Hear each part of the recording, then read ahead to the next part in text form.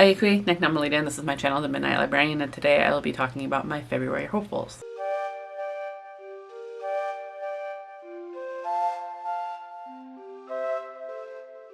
Before we get into my February hopefuls, I just want to address what's going on in the world, because I feel like I cannot make content without addressing it, let alone addressing where I sit with it. So it's a lot. It's been a lot. And I will say, fuck ICE, fuck this administration. ICE needs to be abolished. This administration needs a overhaul. Everyone needs to be accounted for their crimes, because this is bullshit. I am so tired of the corruption. I am so tired of this administration. I am so tired of seeing his fucking face. Any of them. I'm so tired of it. I'm just tired, and there's so much anger. And I've been seeing such good... I'm kind of all over the place, so let me, okay. So it feels weird not to address this and continue making content. I've been more responsive on Instagram, though, okay, I haven't been posting content on Instagram, but I've been reposting a lot of stuff from Minnesota, from Minneapolis, from content creators who are, I think, putting out some good advice, some good reading recommendations, some etc. So if you follow my Instagram, it's always linked in the description down below. But I feel like I needed to address it here as well. There's some that I've been seeing too that I've appreciated in terms of like calling out the unfairness of it, because a lot of us have been angry, and we've been angry for a while. And I know that I didn't outright say anything before. I've had stuff in my description to donate to Palestine. But I have never directly addressed it, and I apologize for that. I know I am white presenting, but as an Indigenous woman, my life is inherently political. Reading books is political, so if you have in mind to comment, why did you get political, or what does this have to do with reading, you're not paying attention. And I don't need you to address it. I don't need you to say anything. But yeah, I just needed to get on here and just let you know where I stood. So if you are still continuously a Trump supporter, or you don't think there's anything wrong with this current administration or what's going on with ICE, you can leave. I don't need your support. I don't need you to say bye. I just need you to leave, because you'll never get it. You will never get it. With that, I know that feels really weird to just talk about books right afterwards, but like I said, books are political, but at the same time, we do still need something to keep us grounded. And that's something that I've been trying to do, particularly in this later month of January, or just throughout January. I've been reading some books to try to educate myself, but also books to keep me sane.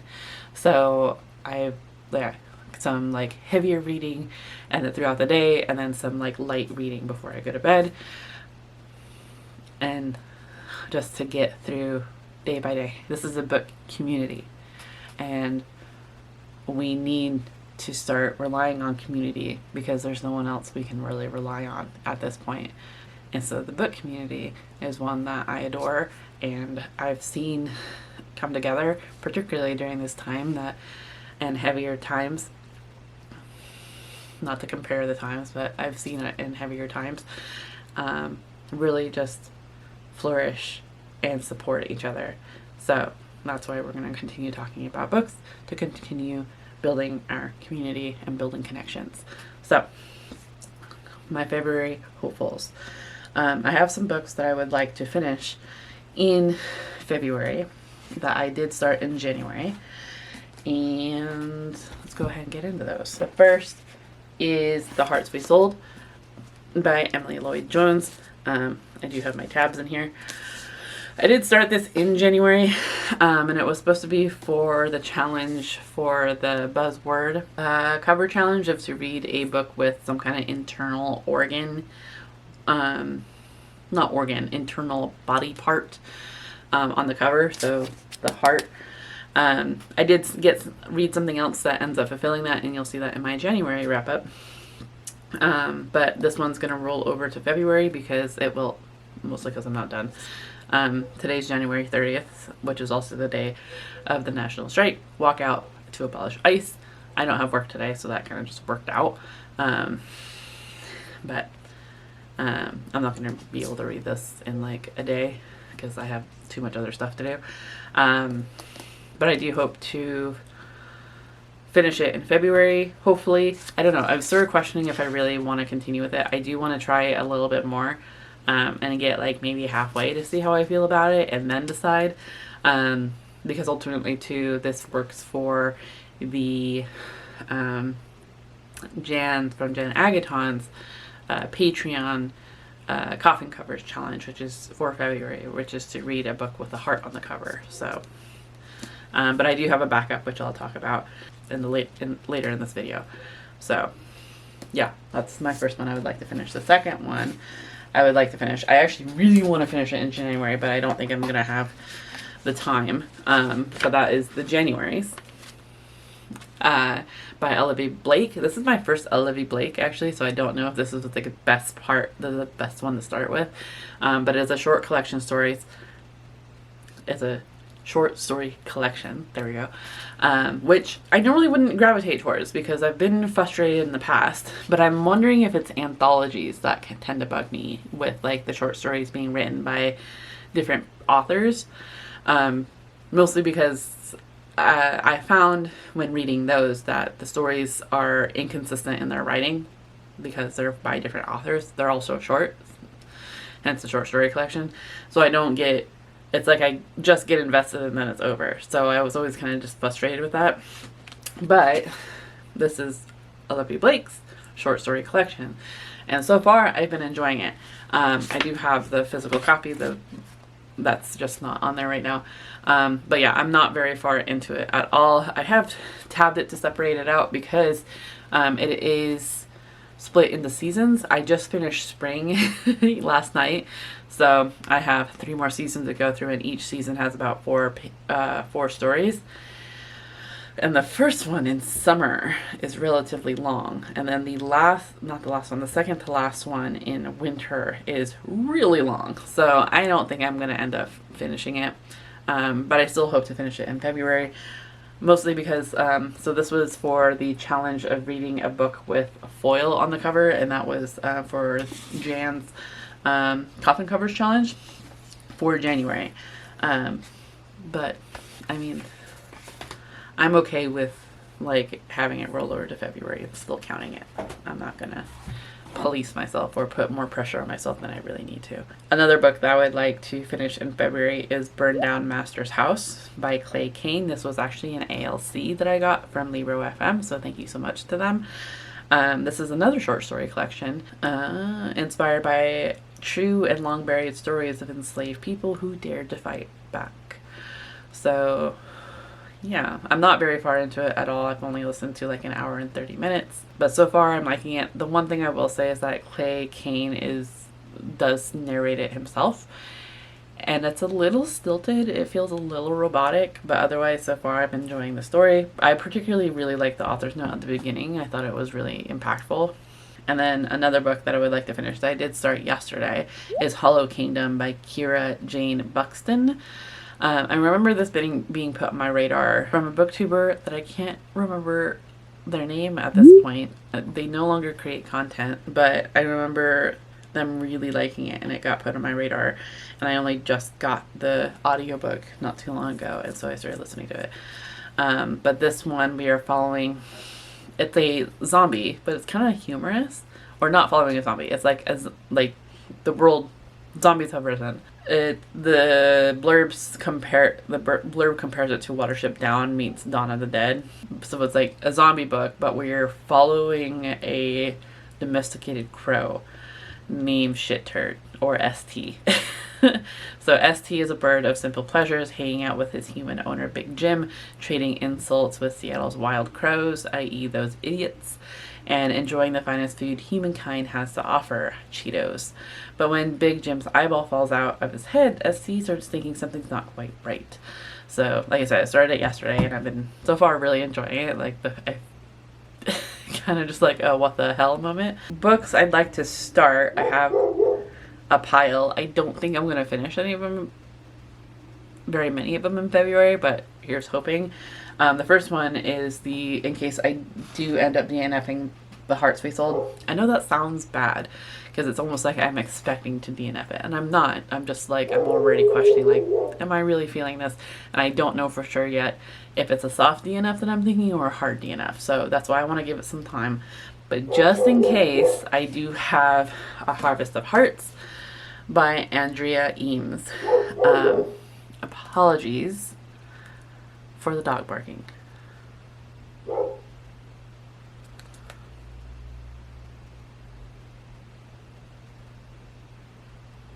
I think she's done. The blurb compares it to Howl's Moving Castle and The House in the Cerulean Sea. I've never read The House of the Cerulean Sea. I don't want to read The House of the Cerulean Sea. I have a problem with TJ Klune. But we are following Faust Butcher, whose village knows what happens when magic workers come. They harvest human hearts to use in their spells. That's how life in her kingdom works.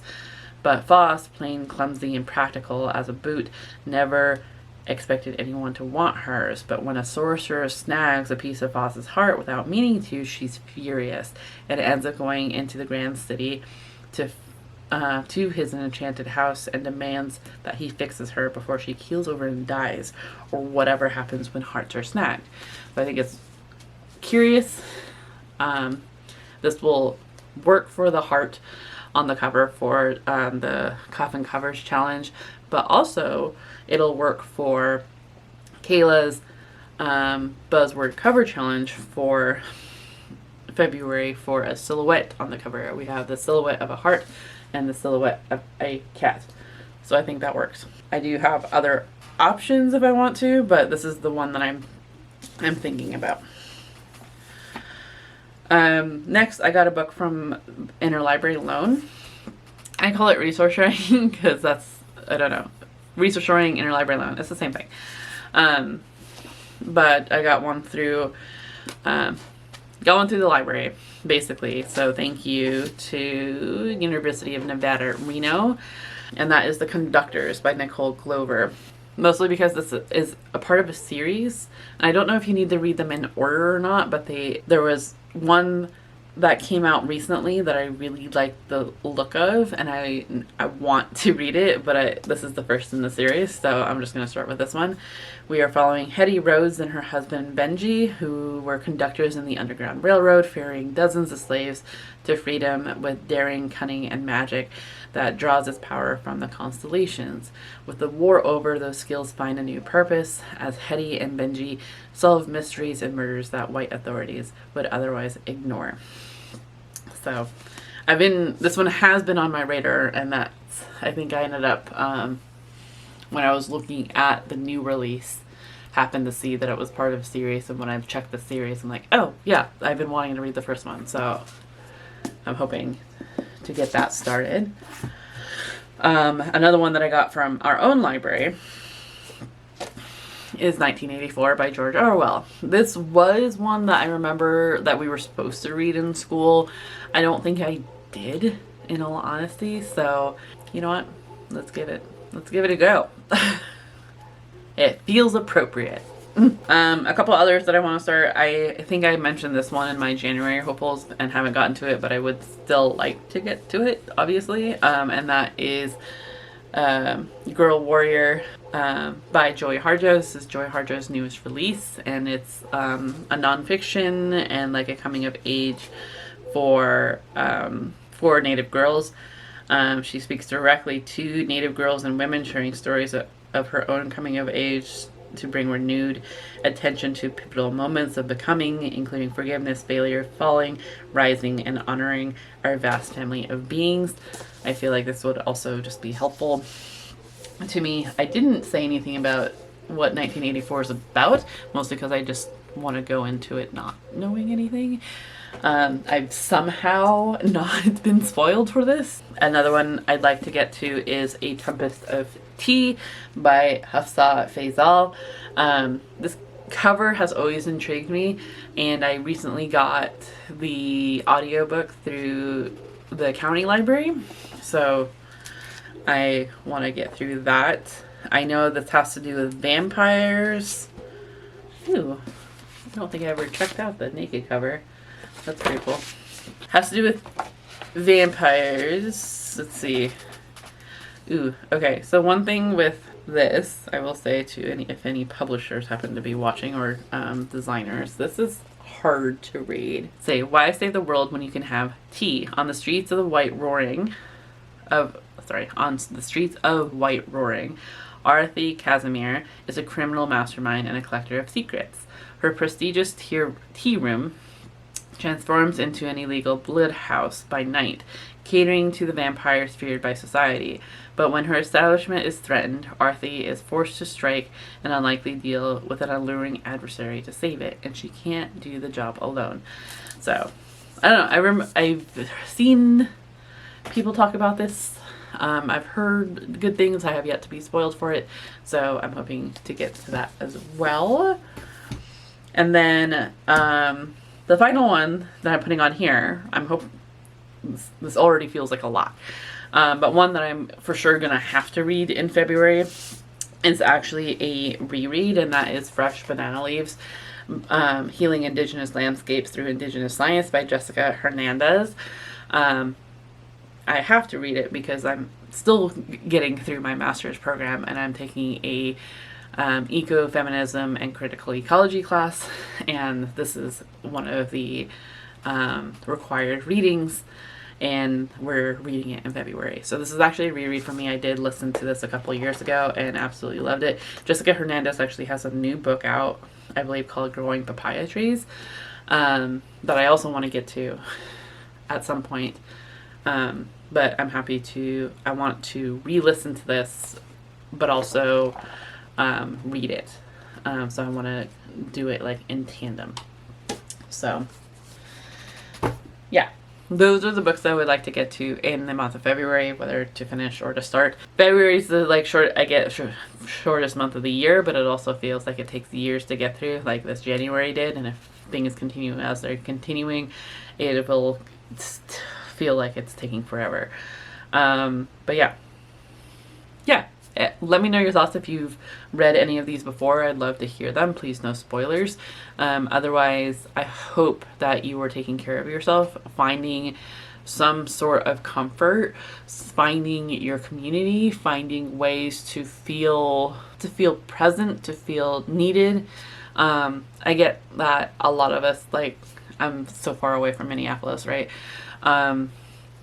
Feel like we can't do much, but there's ways to help from afar, or even to like just help locally. Anyway, with that, let's go ahead and put a heart emoji. Like, let's keep the love going.